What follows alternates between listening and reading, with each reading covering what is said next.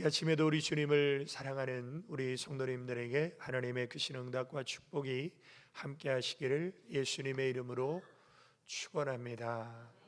오늘 하나님께서 우리에게 주신 말씀 마태복음 5장 3절에서 10절까지 화평케 하는 사람이라는 말씀의 제목입니다.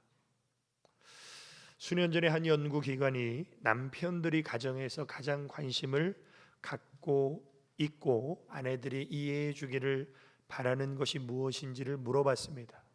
그때 가장 많은 남자들이 이렇게 대답했는데, 값비싼 가구들로 잘 정리된 멋진 집이 아니라 가정에서의 편안함이었어요. 그러니까 밖에서 일하고 딱 들어왔을 때 가정에서의 편안함, 안락함, 이런 것들이 남자들이 원하는 거지, 뭔가 멋있는 인테리어를 하고 아주 멋진 앤틱 가구를 들여다놔야 그래야 좋은 것이 아니라는 거죠. 한 목사님이 예루살렘에서 구도시로 내려가는 택시를 탄 적이 있습니다. 그리고 아시라는 이름의 젊은 유대인 택시기사에게 이렇게 물어봤습니다. 당신은 메시아에 대해 무엇을 믿습니까? 사실 우리 예수님이 메시아로 2000년 전에 오셨음에도 불구하고 유대인들은 예수님을 메시아로 인정하지 않습니다. 그 이유는 유대인들이 원하는 메시아 상이 있어요. 그 메시아는 어떤 메시아냐면 정치적, 경제적, 군사적 이 모든 면에 있어서 이 유대인들의 한을 풀어줄 수 있는 그런 어떤 강력한 리더십을 가진 그런 왕을 유대인들은 메시아로 기대했습니다. 근데 예수님은 목수의 아들로 성장하셔서 세리와 죄인들을 만나셨고, 그러니까 유대인들이 기대했던 메시아가 아니었어요. 그래서 예수님을 십자가에 못 박아 죽이게 된 것이죠. 그래서 아직도 유대인들은 메시아를 기다리고 있어요. 그래서 당신은 메시아에 대해 무엇을 믿습니까? 물어보니까 택시기사가 이렇게 대답합니다. 저는 이스라엘에게 일어날 수 있는 가장 중요한 일은 메시아가 오는 것이라고 믿습니다. 왜? 메시아가 와야 모든 것이 회복되거든요. 그래서 메시아가 오는 일이 가장 중요한 일이다, 그렇게 대답한 겁니다. 그러자 목사님이 또 물어봤어요. 왜 그렇게 믿습니까? 그때 이 택시기사가 이렇게 대답합니다. 그분이 평화를 가져오실 것이기 때문입니다. 그러니까 유대인들이 기다리던 메시아는 이 땅에 진정한 평화를 가져주시는, 그래서 정치, 경제, 사회, 문화, 안보의 모든 영역에 있어서 자신들에게 평화를 줄 메시아, 왕을 기다리고 있는 것이죠. 그런데 우리 예수님이 이 땅의 유대 땅 베들레헴에 말구유에서 탄생하실 때, 그때 하늘의 천군 천사들이 찬양을 했죠. 근데 그 찬양의 내용이 무엇입니까? 누가복음 2장 13절에 보면 호련히 허다한 천군이 그 천사와 함께 있어 하나님을 찬송하여 가로되 지극히 높은 곳에서는 하나님께 영광이요 땅에서는 기뻐하심을 입은 사람들 중에 평화로다. 이게 우리 예수님이 메시아 되심을 증명하는 그 찬양의 내용이죠. 우리 예수님이 이 땅에 탄생하실 때 하늘에는 하나님 앞에 영광을 돌리는 것이요 동시에 이 땅에서는 기뻐하심을 입은 모든 사람들에게 평화가 주어지는 이 일을 이루시기 위해서 우리 예수님이 이 땅에 오셨다. 그리고 우리 예수님은 진정한 쉼과 평안과 만족을 오늘 예수님을 믿는 사람들에게 주시는데, 심지어는 믿지 않는 사람들까지도 다 수고하고 무거운 짐진 자들아 내게 오라고 초청하시는데, 그러면 그 예수님을 믿는 하나님의 사람이라면 우리는 화평케 하는 사람이 되어야 됩니다. 그러면 하나님이 보실 때 복 있는 화평케 하는 사람, 그 사람이 과연 어떤 사람인가? 첫 번째로 화평케 하는 사람은 평안을 누리는 사람입니다. 오늘 우리 성도님들 정말 이 땅을 살면서 내 마음에 세상이 줄 수 없는 평안이 있으십니까? 특별히 우리 대한민국은 분단 국가의 현실로 휴전선을 두고 남북이 대치한 이 상황 속에서 북한은 계속해서 핵실험을 아무리 경고를 해도 무시하고 계속해서 핵실험을 하는 이유가 무엇입니까? 적화통일. 김정은 정권과 모든 북한 사람들의 마인드 속에는 어떤 마인드가 있냐면요, 적화통일하는 것이 우리가 행복해지는 길이다. 이 어떤 생각으로 세뇌가 되어 있기 때문에 다른 어떤 생각은 할 수 없어요. 그래서 계속해서 전쟁 준비를 하는 겁니다. 그러면 우리 대한민국 국민들은 어떻습니까? 불안하죠. 우리나라보다 오히려 외신들, 외국이 더 이 전쟁에 대한 그 긴장감을 가지고 있어요. 전쟁은 하나님께 속한 것이기 때문에 모든 것은 하나님이 결정하시고 하나님만이 아시는데, 분명한 사실은 우리는 전쟁을 떠나서라도 우리는 내일 일을 알지 못해. 내일 우리 인생에 어떤 일이 일어날지를 하나님만이 아십니다. 그래서 야고보서 4장 14절에 보면 내일 일을 너희가 알지 못하는도다. 너희 생명이 무엇이뇨? 너희는 잠깐 보이다가 없어지는 안개니라. 제가 예전에 그 이른 아침에 소양강 그 댐을 간 적이 있습니다. 그런데 이른 아침에 아직 해가 뜨기도 전이니까 그 소양강 댐 그 주변이 안개로 정말 자욱하더라고요. 그런데 거기를 좀 거니는데 이 태양이 떠오르더라고요. 근데 태양이 떠오르고 얼마 안 돼서 다시 그 소양강 댐을 보니까요, 그 자욱한 안개가 사라져 버렸어요.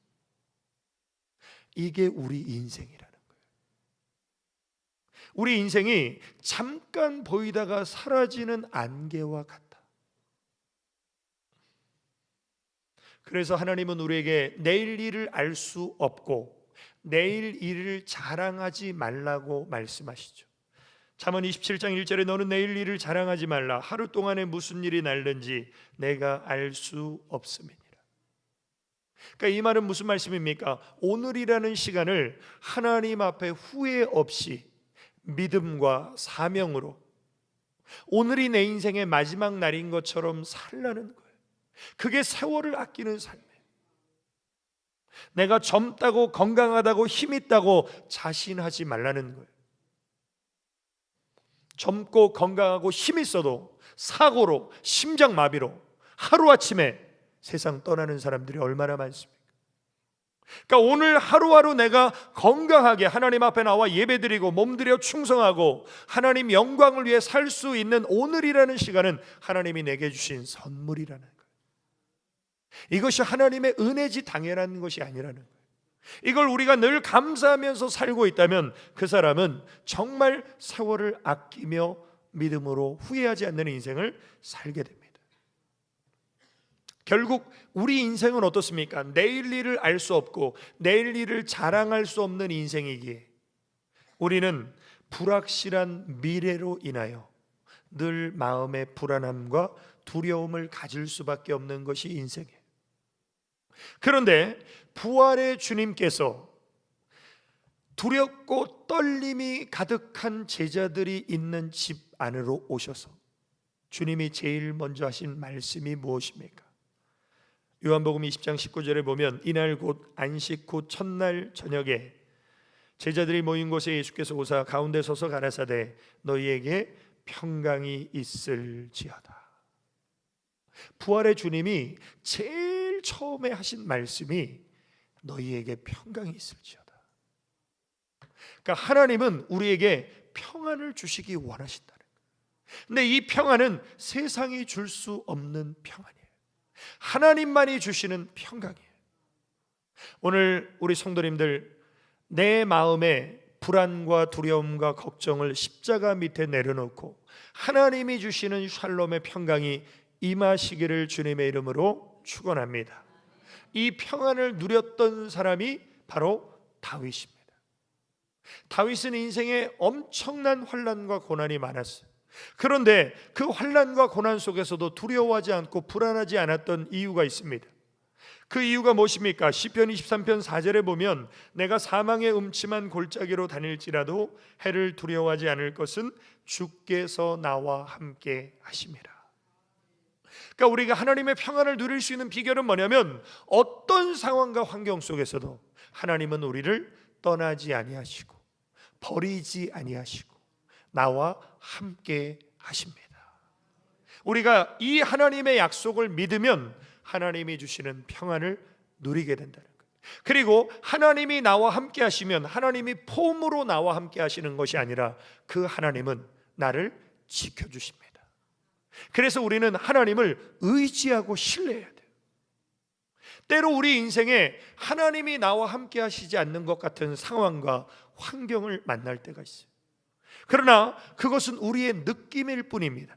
그래서 우리의 믿음은 감정에 치우쳐서는 안 되고 우리의 믿음은 하나님의 말씀에 근거해야 돼요.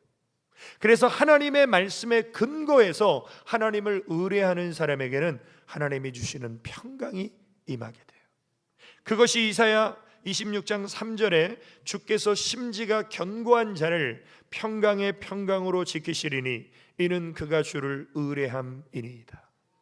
그러니까 하나님을 의지하고 신뢰하는 사람이 믿음의 심지가 견고한 사람이고 그 사람에게는 하나님의 평강이 함께 하신다. 그래서 하나님을 의지하고 하나님을 신뢰하는, 하나님을 의뢰하는 사람들이 항상 하는 것이 뭐냐면 기도라는 거예요. 오늘도 내가 하나님 의지합니다.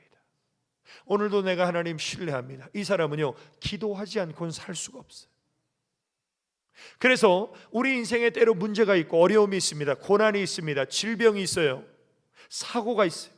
이런 인생의 여러 가지 문제들이 우리 인생에 찾아올 때 우리는 그것을 다 어떻게 합니까? 하나님을 의뢰함으로, 기도로 다 하나님께 맡기는 거예요. 그러면 하나님은 어떤 응답을 우리에게 주시냐면, 그리하면 모든 지각에 뛰어난 하나님의 평강이 그리스도 예수 안에서 너희 마음과 생각을 지키시리라. 정말 중요한 것은요, 우리 마음이에요. 우리 생각이에요. 그러니까 조그만 문제가 있는데도 막 마음이 불안하고 막 어쩔 줄 모르는 분들이 있죠. 반면에 정말 큰 문제를 만났음에도 불구하고 요동하지 않고 평안을 누리는 분이 있어요. 그 평안이 바로 하나님이 주시는 평강이에요. 이 평강은 기도하는 사람에게 주어집니다. 이 평강은 하나님의 말씀을 신뢰하는 사람에게 주어져요. 그래서 사도 바울이 유라굴로 광풍이 몰아치는 바다 한가운데서 절망과 시리에 빠져 있는 사람들에게 하나님의 메시지를 선포하는데, 그 내용이 뭐냐면, 바울아 두려워 말라, 내가 로마 황제 가이사 앞에 서야 하겠고 또 하나님께서 너와 함께 행선하는 자를 다 내게 주셨다 하였으니 그러므로 여러분이여 안심하라, 여러분이여 평안하라, 나는 내게 말씀하신 그대로 되리라고 하나님을 믿노라.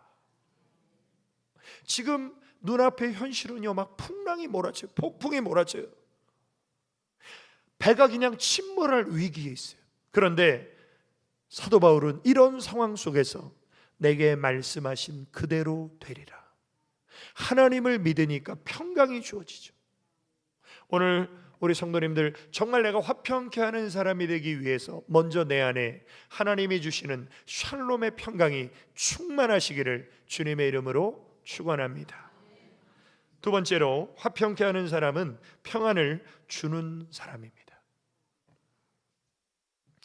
하나님은 우리가 주님 안에서 하나님이 주시는 평안을 누리는 것에 그치지 않고 그 평안을 주는 자가 되기를 원하십니다. 이것이 또 하나님의 자녀들에게 하나님이 원하시는 삶의 원리인 동시에 교회를 향한 하나님의 뜻이에요.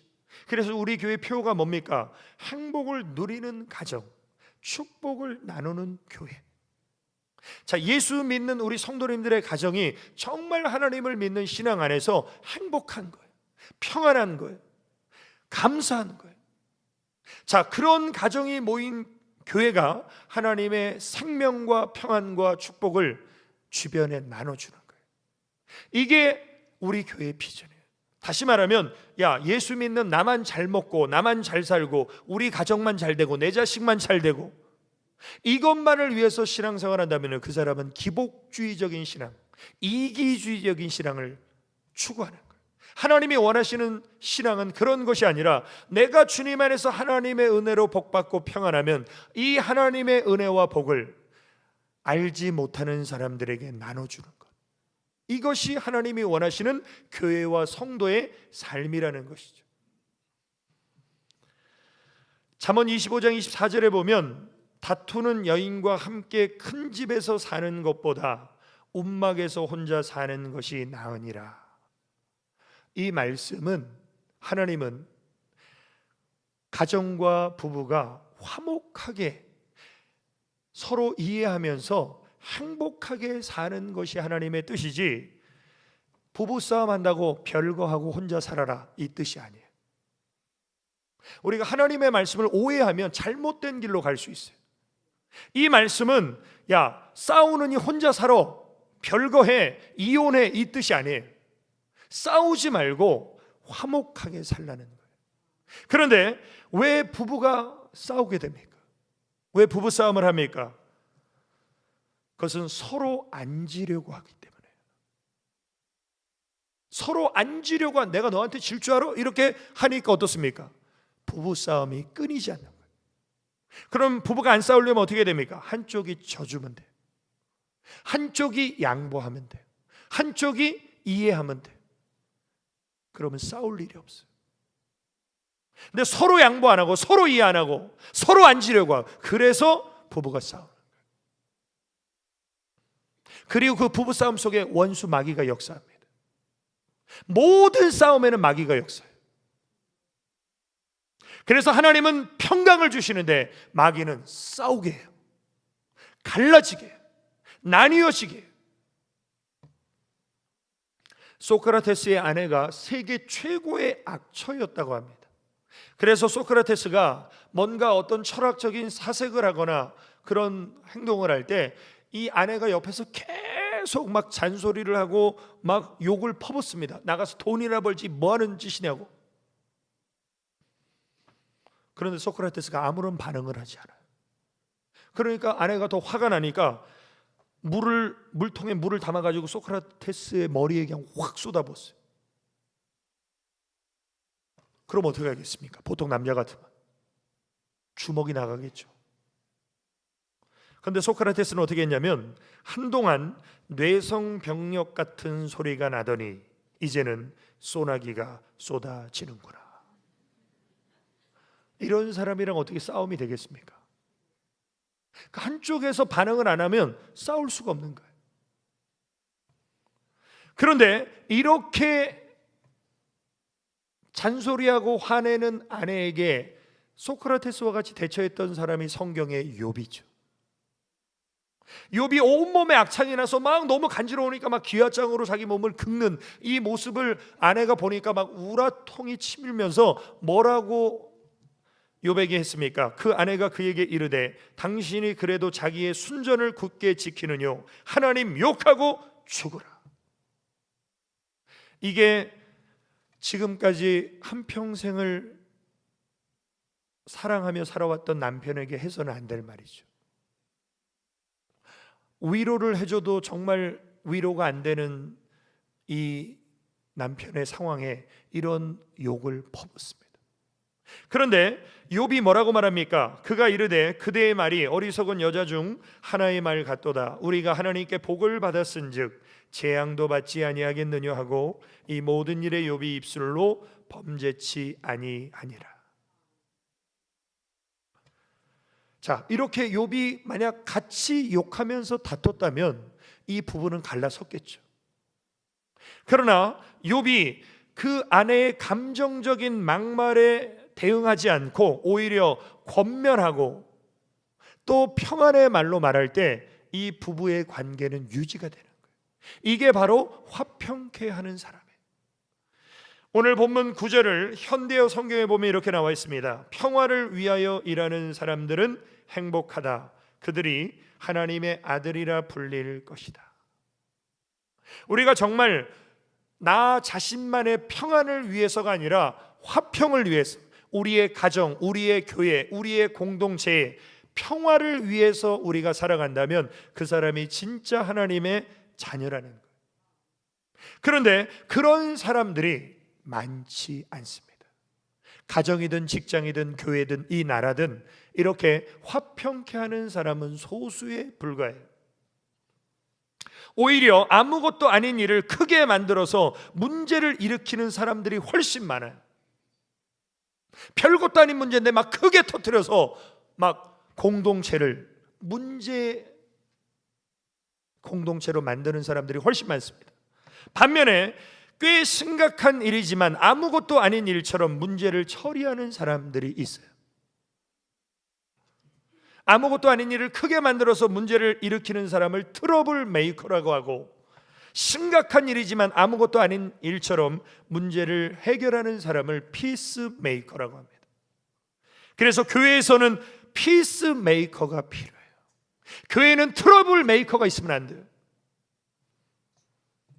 화평케 하는 자는 눈이 복되고 귀가 복되고 입이 복된 사람입니다. 그래서 복된 것을 눈으로 보고 복된 말을 귀로 듣고 복된 소식을 입으로 전하는 사람이 바로 피스 메이커입니다.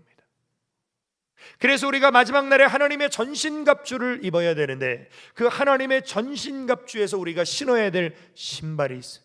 그 신발의 이름이 무엇입니까? 에베소 6장 15절에 보면 평안의 복음에 예비한 것으로 신을 신고, 평안의 신, 복음의 신을 신고, 하나님의 자녀들은 발걸음이 닿는 현장마다 평안을 주고 복음을 전하고, 평안을 주고 복음을 전하고, 이것이 하나님의 자녀의 모습이라는 거예요. 그래서 우리 예수님이 제자들을 전도하러 보내실 때 그 제자들에게 하신 말씀이 무엇입니까? 또 그 집에 들어가면서 평안하기를 빌라. 우리 믿음의 사람들, 하나님의 자녀들은요, 어느 집에 가든지 어느 가게를 가든지 이 집에 평안을 빌어주는 거예요. 평안의 축복을 주는 거예요. 그러면 그 집이 이에 합당하면 너희 빈 평안이 거기 임할 것이요, 만일 합당치 아니하면 그 평안이 너희에게로 돌아올 것이라. 그러니까 우리가 평안을 빌어주면요, 이 평안의 축복은 부도가 나지 않는다. 그 집에 합당하면 그 집에 임하고 합당하지 않으면 내게로 돌아오는 거예요. 그래서 우리 인생은 우리가 심은 것을 거두듯이 우리 성도님들 내 발걸음이 닿는 현장마다 평안을 심고 복음을 심고 평안과 복음의 열매를 거두시기를 주님의 이름으로 축원합니다. 오늘 우리가 사는 시대는 극도의 이기주의적인 시대예요. 이 말세에 나타나는 특징이 사람들이 자기만 사랑해요. 그래서 남이 어떻게 되든 말건 나만 잘 되면 돼, 이런 생각이 모든 사람들의 마음속에 있어요. 그러다 보니까 어떻습니까? 관계에 있어서도 나한테 유익하고 나한테 좋고 나랑 대화가 되고 나랑 뭔가 코드가 맞는 이런 사람들이랑만 친하게 지내요. 심지어는 교회 안에서도 이런 일들이 얼마나 많습니까? 그래서 끼리끼리 논다는 말이 있죠. 그런데 우리가 나랑 마음이 통하고 나랑 친하고 나랑 대화가 되는 사람이랑 친하게 지내는 건 세상 사람들도 다 그렇게 살아요.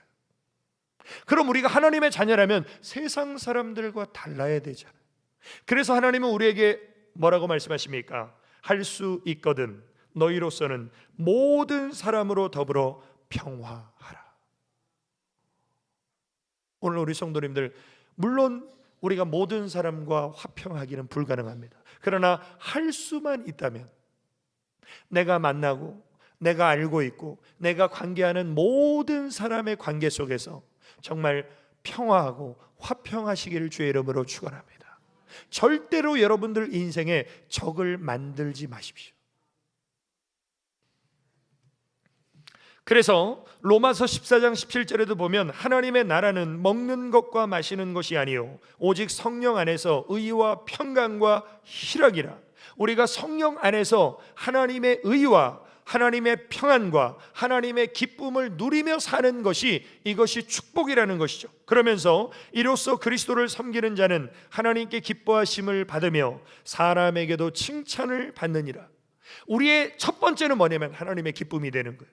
그리고 두 번째는 뭐냐면 사람에게 선한 영향력을 끼치는 거예요. 이렇게 살려면 어떻게 해야 됩니까? 이러므로 우리가 화평의 일과 서로 덕을 세우는 일을 힘써야 된다는 거예요. 우리가 하나님의 기쁨이 되고 사람에게 칭찬을 받으려면 화평하는 삶과 공동체의 덕을 세우는 삶을 힘쓰는 사람은 하나님의 기쁨이 되고 사람의 칭찬을 받게 된다. 그리고 그렇게 살기 위해서는 필연적으로 우리가 어떻게 됩니까? 겸손해야 돼요.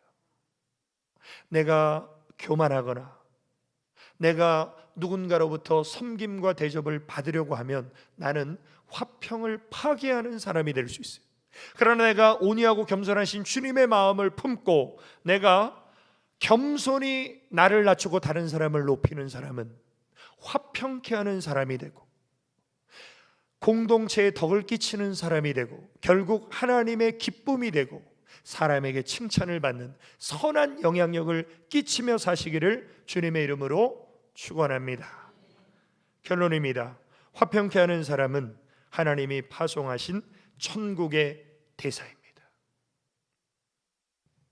하나님은 오늘 본문 말씀을 통해서 화평케 하는 사람의 복이 있다. 그 복이 어떤 복입니까? 화평케 하는 자는 복이 있나니 저희가 하나님의 아들이라 일컬음을 받을 것이며. 화평케 하는 사람이 진짜 하나님의 자녀라는 거예요. 교회만 다니면, 예수님만 믿으면 다 하나님의 자녀가 아니라 진정한 하나님의 자녀는 하나님이 주시는 평안을 누리고 이 평안을 내가 속한 가정과 공동체에 나눠줄 수 있는 사람이 진정한 하나님의 자녀다. 이 화평케 하는 사람의 모델이 되시는 분이 바로 우리 예수님입니다. 우리 예수님이 이 땅에 오시기 전에는 하나님과 인간은 왼수지간이었어요. 그래서 서로 교류가 없었습니다. 단절돼 버렸어요. 관계가. 뭐 때문에? 죄의 담. 이 죄의 담이 가로막혀서 하나님과 인간 사이에는 교류가 없었어요. 왼수였어요. 그런데 우리 예수님이 오셔서 십자가에 우리 죄를 담당하시고 피 흘려 죽어주심으로 이 죄의 담을 우리 예수님이 허물어 버리셨어요. 그래서 하나님과 우리와의 관계가 회복되는 놀라운 일이 일어났어요. 이것이 에베소 2장 14절에 보면 그는 예수님은 우리의 화평이신지라 둘로 하나를 만드사 중간에 막힌 죄의 담을 허시고 원수된 것 곧 의문에 속한 계명의 율법을 자기 육체로 폐하셨으니 이는 이 둘로 자기의 안에서 한 세 사람을 지어 화평하게 하시고 또 십자가로 이 둘을 한 몸으로 하나님과 화목하게 하려 하심이라. 우리 예수님이 죽으신 것은요, 죄의 담을 멸하셔서 허무셔서 하나님과 우리를 화목하게 하셨다는 거예요. 그래서 우리 예수님의 별칭에는 어떤 별칭이 있습니까? 우리 예수님은 화평의 왕이세요. 평강의 왕이세요. 이사야 9장 6절에 보면 이는 한 아기가 우리 예수님이 이 땅에 탄생하심을 예언한 구약 이사야 선지자의 말씀인데, 한 아기가 우리에게 낳고 한 아들을 우리에게 주신 바 되었는데 그 어깨에는 정사를 메었고 그 이름은 기묘자라 모사라 전능하신 하나님이라 영존하시는 아버지라 평강의 왕이라 할 것입니다. 우리 예수님은 평강과 샬롬과 평화의 왕이 됐어요. 그리고 그 예수님께서 하나님과 원수되었던 우리를 화목하게 하신 뒤에 우리에게 또 어떤 사명을 주셨냐면 너희도 화목하게 하는 직책을 주노니 너희는 하늘나라의 대사로 화평케 하는 삶을 살라는 거예요. 그래서 우리는 사람과의 관계에서도 화목해야 되고 하나님과의 관계에서도 화목해야 되고 우리는 하늘나라의 대사로서의 화평케 하는 사명을 감당할 사람들입니다. 오늘 사랑하는 성도 여러분, 정말 우리의 남은 생에 하나님의 진정한 자녀로서 평안의 복음의 신발을 신고 샬롬의 평강을 누리며 내가 만나는 모든 사람들에게 하나님의 화평케 하는 평안의 열매를 주고 나누는 복된 인생 되시기를 예수님의 이름으로 축원합니다. 우리 기도드리시겠습니다. 아버지 하나님, 크신 은혜와 사랑을 감사를 드립니다. 참으로 평안이 없는 이 세상 인생살이 속에서 예수님이 주시는 참 평안을 누리게 하여 주시고 이 평안을 내가 속한 공동체마다 주는 자가 되게 하여 주시사 진정한 하나님의 자녀답게 하늘나라의 대사답게 살게 하여 주옵소서. 예수님의 이름으로 기도 올리옵나이다. 아멘.